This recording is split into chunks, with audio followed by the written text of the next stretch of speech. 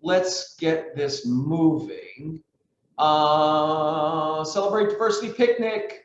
Oh, Lorna and Tracy, you want to pump it up?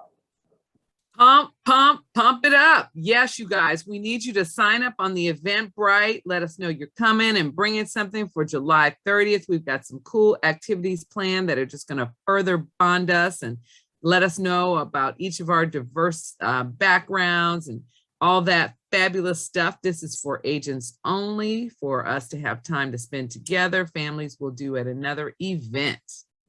So details in the Eventbrite. There are also T-shirts for sale. We might have another. Yeah, I think Tate, do we have a picture of the T-shirt? I think that's. I went with a beautiful coral this time. I thought make it summery. It's very summery and juicy and fruity and Tate, delicious. Is the T-shirt in the next slide? Charlotte just texted me and said she needs the team meeting link. She's not being sent the emails for some reason. I'll text it to her. Okay. Yeah, I didn't actually get an email with the link today either. I just used the link. Yeah, nobody did. I have to look for the old one too. I found the old one. That's how I got on. Yeah. I would say for the picnic, I'm sorry if you said it, Lorna, but please bring something that represents your heritage or culture or just something that you like to eat. We prefer it to be commercially prepared, and I would say to bring enough to feed 15 to 20 people. Tracy Pence too. Yeah. All right. Okay. Yes, please. Sorry about that. Oh, there's the shirt. There's the T-shirt. Looks like a summer fruit. Cute. What's that? It looks like a summer fruit, and it's just very straight and to the point. Celebrate diversity. That's right. But Lorna, it's not V-neck. I'm gonna cut a hole. What do you guys start? I'm gonna actually cut a hole right over my bosom. She starts trouble all the time. Christina's a troublemaker. You know I'll cut that neck out, Christina. I'll make my own V-neck. I love the color, Joey. Cantaloupe. Let's call it cantaloupe. Slice down the front, just yeah, a little décolletage. We hope you guys all come though. It should be fun. And actually, the T-shirts are $20. I got these for cheaper, so these are $20, not $25. The other one. Cool. And who do we pay, Joey? What's that? Who do we send that check to? Brian will take your money for sure. Okay. He'll put it on your bill, whatever you like. Groovy. Yep. Texting him now. Can I just say something, guys? Because we're all getting texts and stuff. We're not getting the links to this meeting, and there's only 23 people on it. So I don't know why, but I haven't gotten a link in 2 weeks. Tracy Pence didn't get one. Lorna's been kind enough to send it to me, but I don't know. You know, Of course. yes, but you guys understand that the link is reoccurring. It's the same link from it's the same link always. Yeah, but it didn't used to be. It used to change every week. Yeah, no, it's the same link every week, but okay. It should be in the daily update. Are you not receiving that daily? It's not in the daily. It's not. And it used to be in the weekly. Yeah, and it used to change every week. I didn't realize it was the same, so I can put that in my calendar. Thank you. All right. But it might be a good idea to add it back into the newsletter because it's not in there. Let's make sure. If you get it, it would always say Wednesday agenda or whatever, and it would have the link right there. And it's just easiest to go off. All right, let's, Tate, could you make a note of that?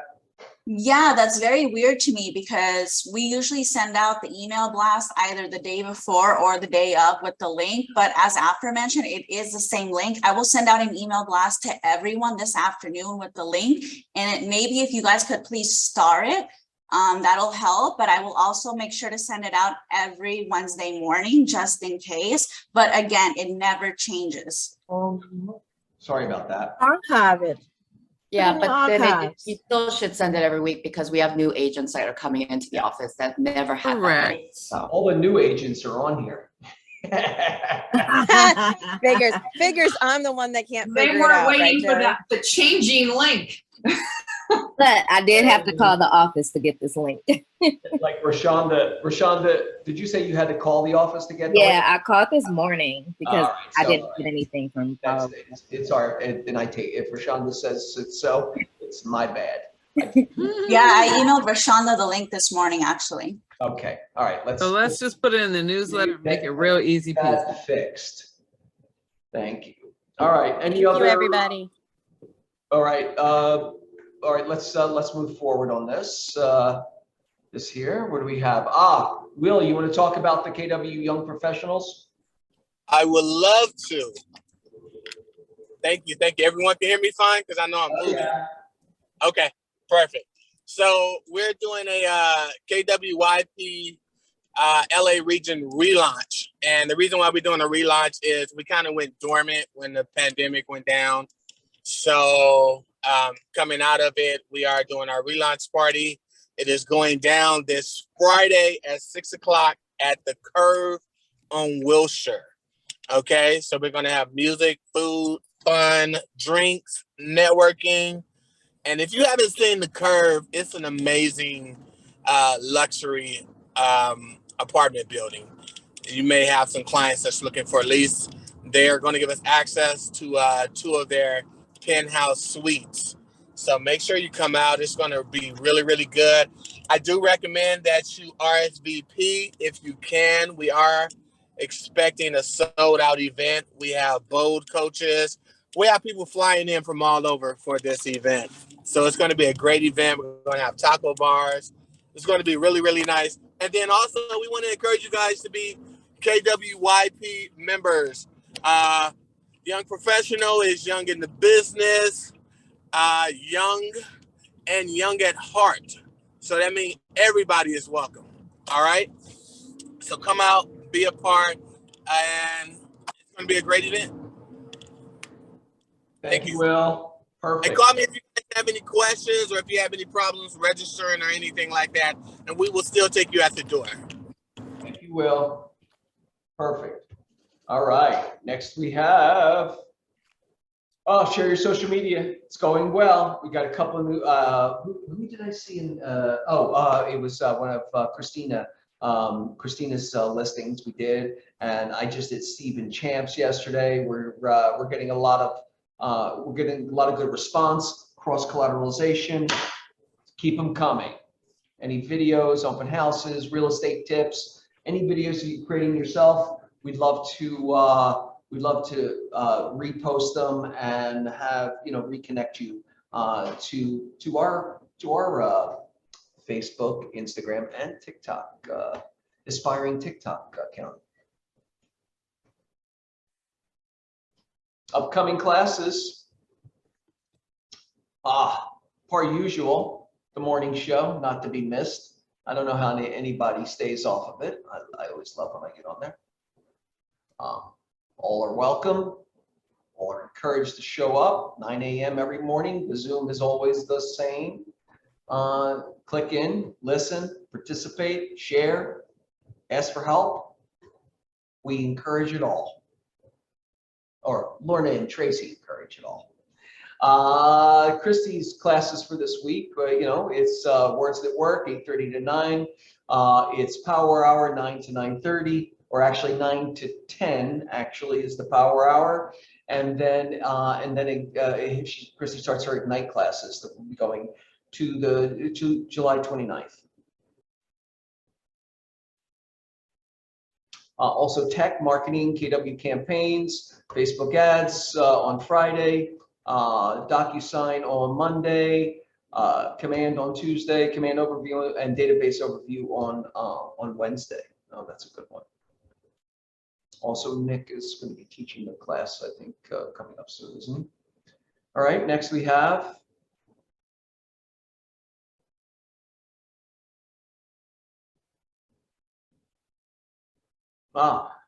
facts to help you capitalize in the current market, Andy. That is on the 20th. What is today's date? Today is the 20th.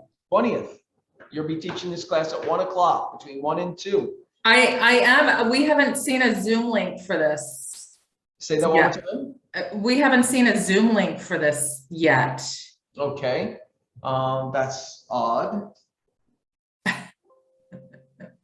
Right. There's no Zoom link in the Eventbrite? No. All right, I'll make sure that gets sent out ASAP. Please send it out to everybody because I never got a way to register for it. I would love to be on it. What'd you say about a wave runner and a surfboard? No, could somebody just send the link out to everybody rather than just Eventbrite people? Yes, it'll come out in a, we'll send it out in an email right after the meeting, Charlotte. Thanks. All right, and then what was next was, oh, I thought there was something, there was another class we didn't see. Nah, go back all the way. There you go. Go all the way up. What's after Andy? We're missing some stuff here. Yeah. Of course. Right here, agent happenings. Yeah, the Tate. Of course, services. All right, feels all right. Let's while Tate's working this one out. Looks a little jumbled there. Let's talk about the shift for a minute. I'm going to put this out there to you guys early in the process. I'll talk about it a couple times. Anybody who signs up for the shift today, I'm going to take a list of people who have signed up for the shift. There's only 2 people who signed up. One of them's me so far. My commitment to the, here you go. My commitment to the, to James is that 20 people sign up. So, you know, I cannot be more behind this class and the value of it in your business.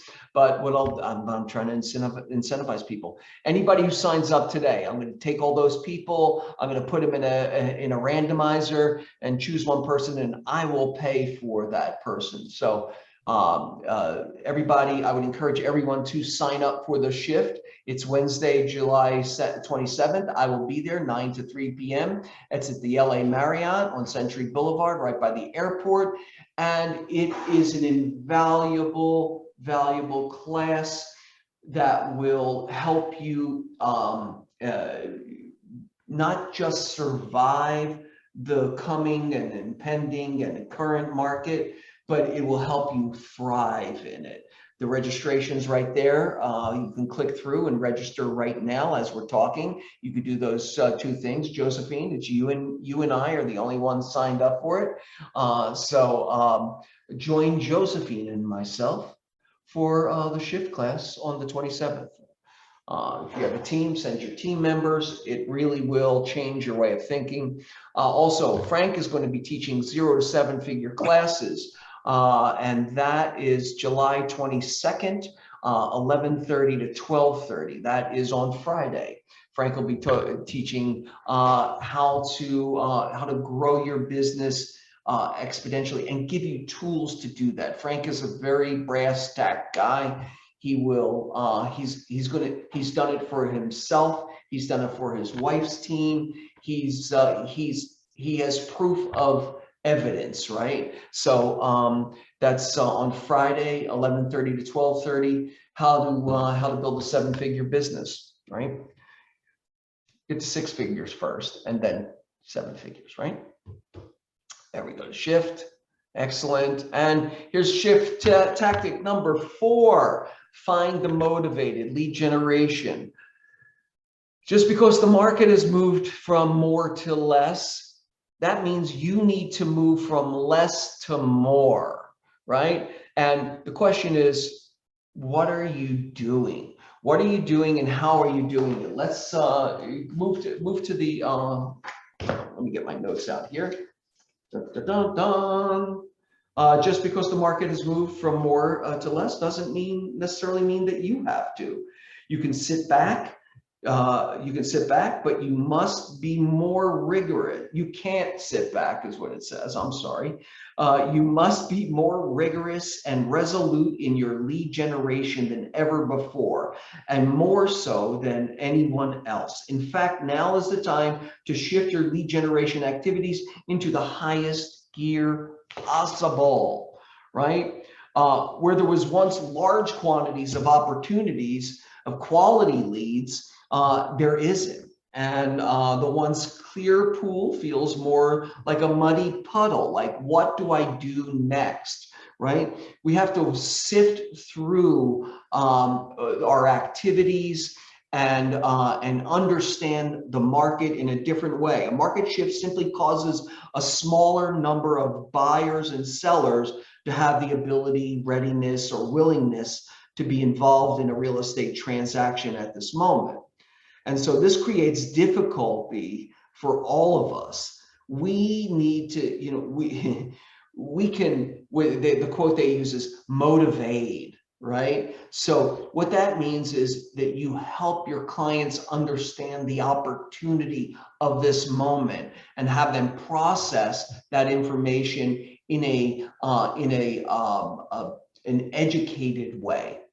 Right? Andy sent out a great article that I think we, you know, could probably share with everyone that really lays out the why buy in this market, right? And Andy will talk about it a little bit, but it's there's a much more dynamic conversation than, oh, interest rates are high and prices are high, and maybe it's not the greatest time to buy, right? There's an argument to be had for any time is a great time to buy, right? You know, we've just become so lazy in our response of, oh yeah, lending is interest rates are at an all-time low, and it's a great time to, you know, get into a property that's, you know, incredibly overpriced and competitive at the time, right? But we look over those those elements to really get to the most positive pieces of it, and that is, you know, home ownership is always a great idea if you can afford it, and the interest rate, while it moves the needle to and fro, is not as big a as big a part of the conversation as you might think. It affects your buying power, and there's definitely things you need to remember. So let's go on to the next thing here, Tate, and that is, you know, move past your miss. You know. Lead generating to find potential customers might not be your favorite business subject, but if you are like most, it probably isn't why you got into the real estate business and isn't something that gets you excited to go to work every day. But the truth is that you actually got into two businesses. You got into the helping people with their real estate needs business, and you got into the lead generation business. You can't, there's no one to help if no one knows what you do and at the level to which you do it, right? So to that, embrace the path to mastering lead generation. You want to do it well. You want to do it the way that it fits with your natural skill sets, but you also, you know, it's going to be uncomfortable, guys. Okay? You have to be okay with the discomfort, especially when I say this, over time, it will be less uncomfortable. Okay, so in that, prepare yourself, practice your scripts and dialogues. That's always that's like working out, right? You know, you go and you work out in the gym in the morning, you build that muscle, and then throughout the day, you know, when you have to lift a couch, or you have to move something, or you have to, you know, bring that food to your mouth, it's a lot easier because you have the muscle strength to do so, right? Practicing scripts is just like that. And then because it gives you the understanding of how to have a productive conversation, right? No, serviceman, script dialect, skill-based business, yeah. Right, then, and the last thing in there is always be foraging. There's opportunity everywhere. We talked a little bit about this in the morning meeting and how I've been seeing this kind of repetitious conversation of agents saying, oh, you know what, I just happened to reach out to this client I hadn't talked to for a while, this friend I hadn't talked to, and guess what? They had this opportunity, and now I'm in a deal with them, right? They were always there. That opportunity was always there. You just, your calling and reaching out just was pure luck, right? If you are always looking for that, if you are always foraging for opportunity, and by that I don't mean that you're some like used car salesman in the grocery line. It's just like you're open for relationship, you're open to help, you're open for conversation. There was also a conversation in the morning meeting it came from our stoic our stoic quote for today, and that is, pouring into people around you, strangers, people it enables you to grow, and it enables you to experience life at a higher level. Enjoy it, right? Do not, this is not about the end result. This is about a connection, the ability to be of value to people, right? So always be foraging, always be looking for opportunities, right? They're there. They are there. All right, next is step 1, stop doing what doesn't work, right? Is that next, Tate? That's my guess. We can't evade reality. Well, we can evade reality, but we cannot evade the consequences of evading reality, right? You can hide in a corner, but there will be consequences. You can tuck your hands underneath your booty and just sit and wait for the market to be great again in your eyes, but you will reap the consequences of that, or you will not reap the benefits of that for sure, of what the opportunities are. So the consequences of evading the reality of your lead generation situation could be dire.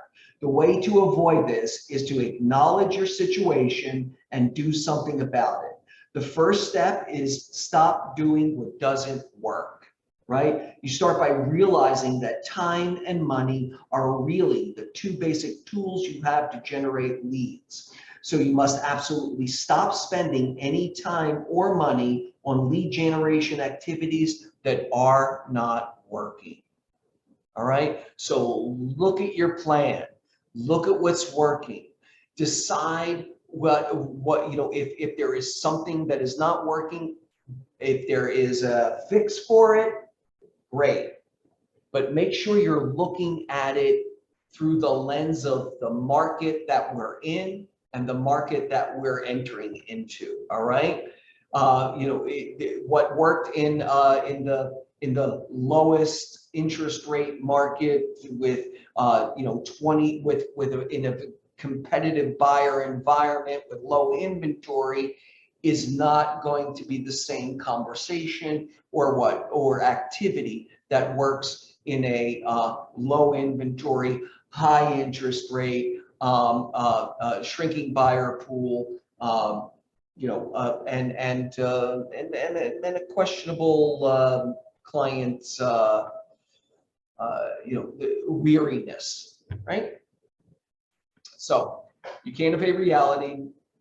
Ask yourself the question, what am I doing or spending money on that is no longer effective, right? That's a great question to be asking. Putting all of your spending, all of your time and lead generation activities through that question. All right, next is step 2, and that's figure out what works. right? Once you've looked at it and you've been cathartic about what you're doing and what is working, what is not working, you know, identifying what currently works and doesn't work is one thing, but knowing how to build an effective lead generation program is something else. Now we have to rebuild it for this moment, for this market. What are, you know, and in that, you know, what is the messaging that we're using, right? You know, the messaging is very, very important. You know, you want to be positive and informative, right? That, you know, just showing some graph of the downward trajectory of value and the upward trajectory of the interest rates is not the way to do it, right? You want to create a positive message for those who are able, right? So match your messaging with the market that we're in, right? The first principle of lead generation messaging is that your message must match your market. This means your lead generation message must match the motivation of the buyers and sellers in whatever market you're in. Always follow this standard. It's how you can cause motivation to show up and reveal itself. That's what you want to create. You want to create an environment in a conversation where sellers or buyers, like it comes to them as an epiphany of, you know, why they should buy or sell in that particular moment. When we say your message must match your market, we're talking about two markets. The target market of your buyers and sellers you communicate to, and the market conditions of the market areas which you operate. You convey a message to targeted audience, your market, and you work in a targeted area, the market. Okay, so you create messaging for both, especially the lead generation piece is where this will show up best. Okay. Your message must match your market to be effective. This is a timeless business truth that transcends all markets and market conditions. In a constricting market, this truth becomes critical since the message people respond to narrows greatly. You could say anything over the last 5 years. We're all saying the same thing about what a great time it is to buy. Interest rates are at a historic low, blah, blah, blah. And you can get away with it and attract someone. In this market, you know, when the market constricts, you really have to be more clinical about what your messaging is, keeping it positive and informative, right? The message you put out to attract prospective buyers and sellers is everything. Why would they want to contact you in this market, or contact you, I'm sorry, in this market? What would they get if they did are the two questions that are at the heart of an effective message, right? So you want to be their source of information and support. And then the last thing is prospecting versus marketing, right? The two categories of all lead generation methods fall into our prospecting and marketing. Prospecting is where you get the leads, and marketing is where you do things to cause the leads to come to you, right? Being in front of people and talking to them and being engaged in their needs and understanding what they might need or want in any particular moment is the greatest path to, or the easiest path and the most cost-effective path to an opportunity. While as marketing is, you're just sending it out there in the universe and you're waiting for that response. Marketing is in fact always, and even more in a shifting market, a support for prospecting. Boom. Okay, so I think that gets us through our tactic for today. James will go in deeper on all of these tactics at the July 27th class. And Andy, this is not like specific. class. It's even, you know, I think it would be even good for you if you were interested to take. I think you would like it. Anyway, next is Clint just signed up. Thank you, Clint. Core services. Andy. What do you got, Andy? Well, you teed me up again. I, like Joey mentioned, I sent out this email yesterday. I drafted it up and sort of bullet pointed some highlights. I was on a call yesterday with a mortgage industry expert, Barry Habib. I've talked about him before. I've played his videos before. He truly is an expert in all things mortgages. And so I wanted to highlight some points. And I know that I've talked about the media before and the skew on the actual state of the market that's relayed in the media. And the reality is, I mean, to your point, Joey, about prospecting and marketing, we all have to be really intentional about how we're approaching our clients and prospective clients, and intentional in our conversations. Now is definitely the opportunity to really be the market expert and provide people with information that, if nothing else, it gives them food for thought. It makes them think, and they'll rely on you in the future, right? And so I just wanted to touch on the email I sent. I'm going to dive a little bit deeper into it on the class this afternoon. Supply and demand. I mean, it comes down to basic economics. I mentioned in my email, remember during COVID, the toilet paper situation, and all of a sudden everything was marked up on Amazon and you couldn't buy rolls of toilet paper. The new and used car situation right now, there's a chip shortage and a manufacturing shortage and all this stuff. Prices are driving up. Same thing is happening with housing. We all know this, there's a shortage of inventory. There were some numbers on the call yesterday. So there's 1.26 million units listed for sale. This is nationally, this isn't just Los Angeles, this is nationally. So 1.26 million units of existing homes listed for sale. This is for June numbers too, by the way. That's up 10% from May. It's important to pull out of these numbers and this information. We're in a seasonal business as well. And so people that are listing in May or in June are gearing up, potentially moving school districts and so forth. Every year around this time, we see a little bit of an uptick of inventory. But also to extract from that, there's 1.26 million of existing listings. They don't tell you that 516,000 of those are already under contract. Mm-hmm.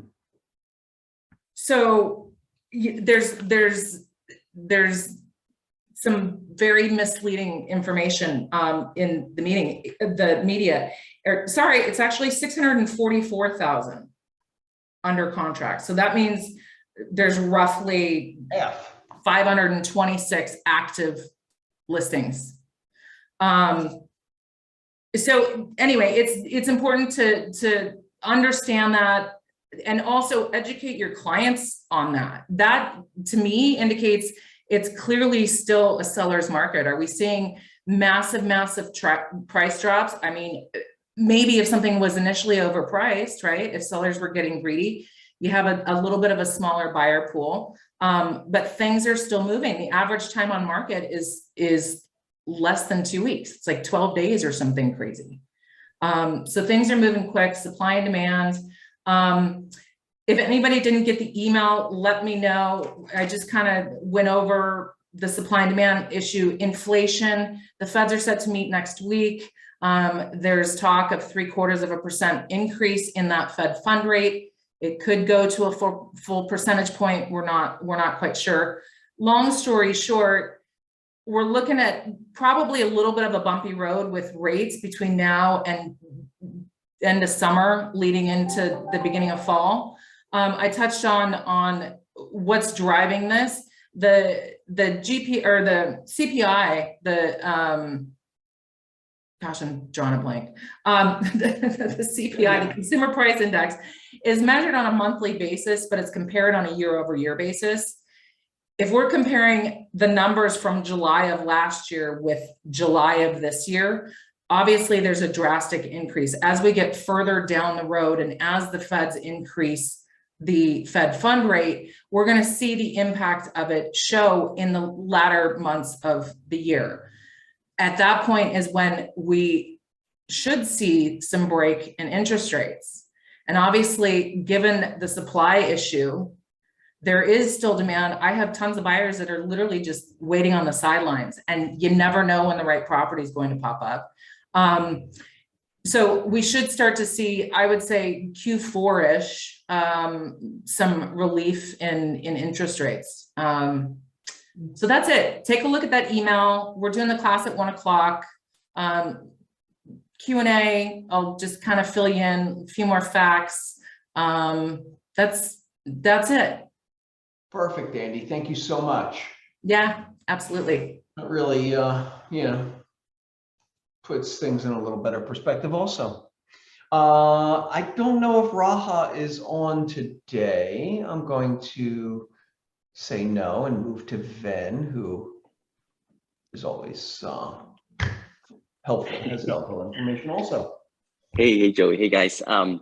I just want to add on to Andy's real quick. I'm going to share an article that the NAR just released today regarding the pricing, and a lot of the numbers that Andy spoke of is actually part of there. But I want you guys to kind of read the article, not just grab the headlines. The headlines, just so you guys know, it starts with existing home sales slid 5.4% in June, and then in very, very smaller print, it reads properties remained on the market for a record 14 days. So again, you know, it's crazy what the media is trying to spin, but just read that. Just there's a ton of good nuggets on there to kind of educate yourself, and you can educate your clients as well. Okay, well, and then two things.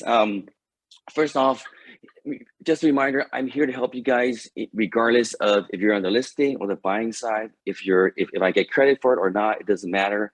If you guys are on, especially like off-market deals too, when you're trying to position your buyer to purchase it, please ask for a prelim. Let me look at it. I can help you see what's going on, because sometimes things don't seem like they are. And I just don't want you to spin your wheels and then you're gonna waste your client's time and everybody just looks bad. So give me the opportunity to help you with that. And then finally, for a reach out checkups standpoint for you guys to go out to your past clients, help, you know, if you guys have the customers that you sold homes to recently in the past, maybe say a year or two, this is a good time, especially in the summer, to do like a yearly checkup to see, you know, check on their vesting, make sure they're still good, and so on and so on. Nobody's trying to do anything funny, but more importantly too is to make sure that if they're a little bit older too, especially to put them in a trust, make sure they're in that situation. And sorry to bring this up again, Joey, but we got to put your property back in the trust, okay? It's been 2015, and I've talked to you many times about this, but it's still sitting. You know, what do I need to do to do it, Ben? I need to, I can do it through you? Yeah, I'll help you record it. Just have escrow draw it up for you. I'll send you your last deed. As long as nothing's changed in the trust, you just switch it back, basically from joint tenants, husband and wife, back to the trust. And that way, you know, I feel a lot better with everything that's happening, just in case. Sure. Absolutely. Okay. So yeah, so that's for everybody. Your properties, family's properties, anybody, if you want to send me a list of your past clients, and you can have the conversation started with your clients. And who knows, maybe they want to sell. I don't know. Ben, thank you for always helping. Awesome. Thank you, guys. You're the man. All right. All righty. There's the link to Andy's class in here. We'll also send it out via email. All right. Mary Kay. I thought Mary was not feeling well. I think she might not be. Yeah. That's what I was told. She still has a cold. David from Larchmont Escrow. I don't believe Josh or David are here also. So let's just move to the good stuff, which are agent birthdays. Oh, no birthdays? Corey Hibbs. Welcome, Corey, if you're on here. I don't know if you're on here. Also, you can, I don't, well, I don't know where Rashonda is in the process, but also say hi to Rashonda. We have some birthdays this week. Belin Fabian, also Daria, Pete Bonacore coming up this week, my older friend, and Myron Bank and Roseanne Alton all have birthdays this week. Happy birthday, you guys. We have some good closings this week. Charlotte, congratulations on Cherokee, Hayden, Goshen, also Josh Mendoza, Croft, Stefan has 2, Brendo and Harvard, LA Group on Croft also, no, it's a different one, right down the street from each other, you guys. Tiffany Chin on Gramercy and Rachel and Tiffany on Jellicoe. Also, Peter and Myron on Clinton. Congratulations. Good week of closings there. New escrows. Heidi has a new one on Wilton, as well as 16th Street. Tiffany and Rachel also have one on 149th Place, 149th West, 149th Place. And Andrew, I'm sorry, the Woodward team has a new escrow on Clinton, and Ian Cherney on Alameda. Great job, guys. Some closed leases. Just one for Dragon on Morningview. Great job. New. Get to the new. The new listings this week, single family. Laura Anderson on David. Really, David's like this cool little, if you've never been, it's this cool little cul-de-sac area that that I wouldn't have known of. Laura had not have several listings in that area. 2-bedroom, 2-bath, 1,194 square feet for just under $1 million. It's a great little, it's a community for sure. A great little community of these really cute little houses. Tiffany has a property on Lima in Burbank. Rachel, I saw you on there. You want to talk about it? I want to throw you under the bus, but yeah, no, sorry, I was muted. Yeah, I can talk about Lima. So yeah, this one's really cute. It's 3-bed, 2-bath in the main house, and then there's a converted garage in the back with an extra bathroom. There is a beautiful pool also in the backyard. It was built in like 1937, so it's got some really cute like architectural details throughout, but it has been updated. We are, it's like a block from Whole Foods in Burbank, so it's a really good location. We're gonna be open tomorrow, 11 to 2, and then Saturday, Sunday, 1 to 4. All right, excellent. Thank you. Thank you. Tracy Pence wants Lima for herself. Leaf on Penmar. 3 bedrooms, 2 baths, 1,256 square feet for $779. $779,000. Let me try that again. In El Monte. Christina Kim and Eileen have Woodley. You want to talk about that, Christina? Eileen, do you want to talk about it?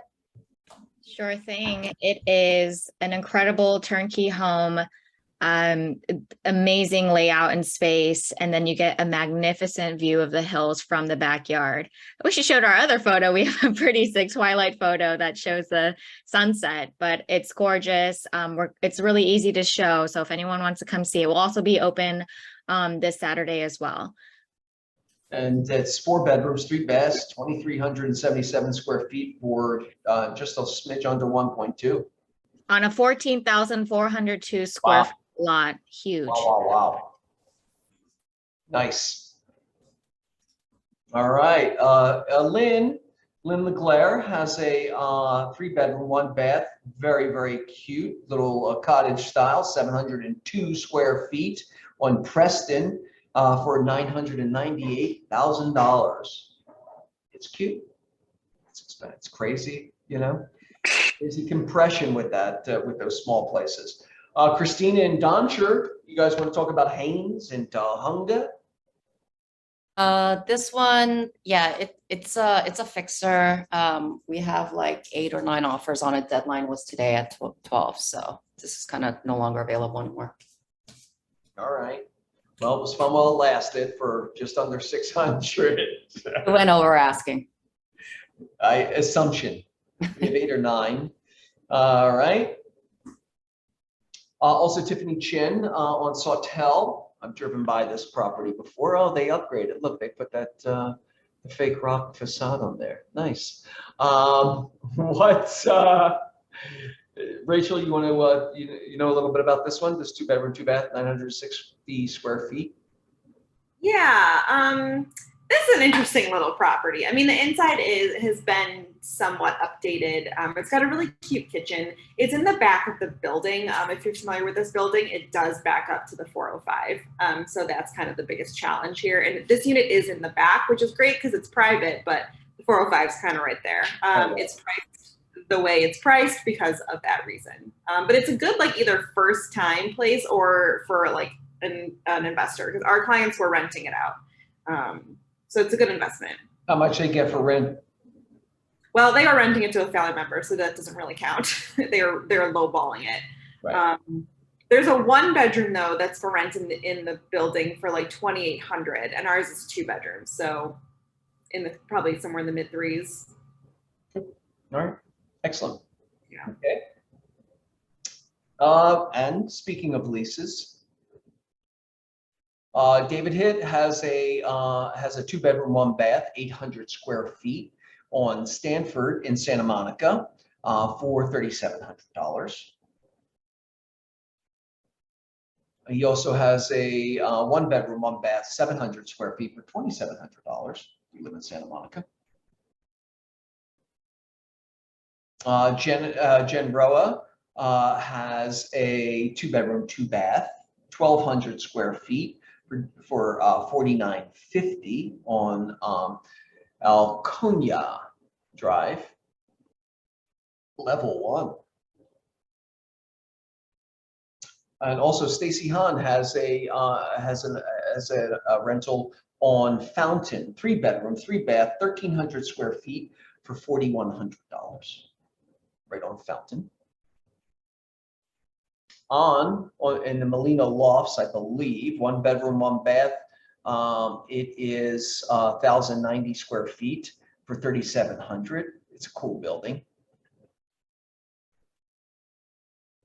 And we're to pocket listings. Pocket listings coming soon. Anybody have anything to share? I've got one, Joey. It's Lorna. Oh, I know that voice anyway. And I shouldn't say I should say we. Tracy and I have one coming up. It's a 2-bedroom and an office, 2.5-bath townhouse in Rancho Palos Verdes. We're going to be coming in about 1.2. It does need some work. The amenities for the complex, there are like a low number of units in the complex. I think it's 90. And for that area, that's a small community. They've got a tennis court, swimming pool, lots of deck space, both on the 2nd and 3rd floors, 2-car garage, which is underneath. Like I said, it does need a little updating and a little bit of work, hence the price of 1.2. And if you know Rancho Palos Verdes, it's fantastic. It's right near Terranea. Excellent.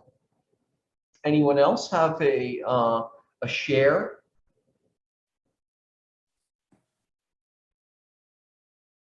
Coming soon, pocket listings. Okay, let's move to the wants and needs piece of the day. Anybody want any need anything or want to fill the bucket? I'll fill the bucket. Tate, this is Tate is running her first meeting. Brian's on vacation and the lovely Paula is out today, and so Tate's running. Thank you for doing such a great job, Tate. Thank you. We're still discovering Tate's hidden superpowers. Joey, I have a fill the bucket. You go. So for those that don't know, Tiffany is currently in Portugal. And we have a lot going on, but we have 2 new admin on our team, and they are kind of keeping me absolutely sane so that I'm not going crazy. You can see behind me is Beatrice, and then Joshua's over here. So I owe them a lot for this week and for next while Tiff is gone. Let's see what they look like in a week. Right. They'll be fine. They're fresh. All right. Anybody else? Fill the bucket. Wants and needs. I was wondering if anyone's got anything like in the Hancock Park area, you know, relatively in good condition or great condition. I'm looking for a lease, at least a minimum 1 year. Ideally, if it had a pool, it would be even more amazing. And wanted to see if anyone's got something. I got an executive, but the problem is he doesn't have a visa yet. He doesn't have any credit. So we could make something creative where he pays up front for like 6 months or whatever it is. You know, his company's writing an employment letter for him, and it's a very reputable company. So if anyone's got something, you know, off market, I know everything that's on the market. So anything off market, please let me know, but it's got to be in the Hancock Park or close vicinity where they can commute to St. James, because the kids are being enrolled in that school. And it has to have a pool. I would love, if they would love for it to have a pool, but you know, and problem is their budget is like, they want to stay like at 10K. So the problem is anything that has a pool is like 15 or at the minimum 12. And so, you know, and and they're renting. So they really they have to purchase next year. So I saw a crazy lease right on the brook in Brookside on 8th, and Loveland Car had it. It's 17,000 they're asking for it. It's a triple lot and a totally renovated house, like, but original, some restore / renovation, but it's like the brook is in your backyard. It's pretty amazing, you know. Yeah, I mean, there's inventory that he loves. It's just he doesn't want to pay that price. So who could blame him? Who could blame him? All right. Anybody else? Wants, needs? All right. I am going to say goodbye for now and get on to the. I have my mentee meeting. Why is John Park sent this? What was the question? What? Was that a question for us, Christina? No, sorry. It's all good. Look at the head. Oh, poor thing. Sending out a little hug there. All right, love you guys. You guys have a great week, and we will talk to you really soon. Thanks, Joey. Bye, guys. Thank you. Thanks, Joey. See you soon. Oh, yeah.